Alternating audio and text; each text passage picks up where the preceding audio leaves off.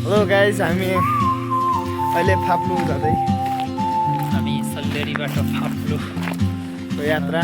हामी दुई भाइ त्यस पछाडि सुशान्त सर हाम्रो। हाकिम सर यता आउँदै हुनुहुन्छ है।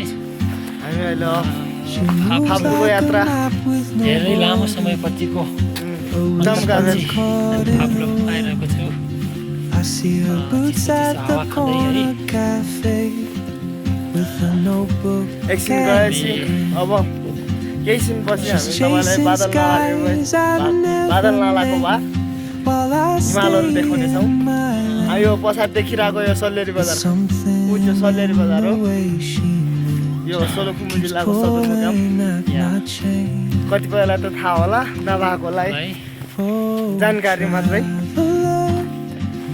रमाइलो गर्दै ल हामी फाप्लु एयरपोर्ट आइपुग्यौँ। यहाँ छ हाम्रो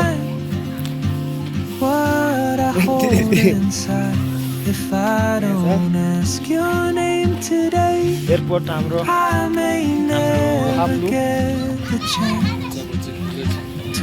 नानी बाबुहरू यसो रमाउँदैछ, जुनीहरू खोल्दै बालपनको याद गरिदिइरहेछन्।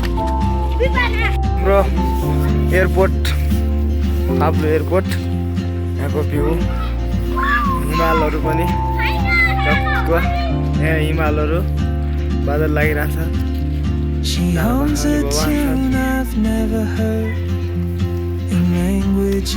हाम्रो सरहरू दुईजना सरहरू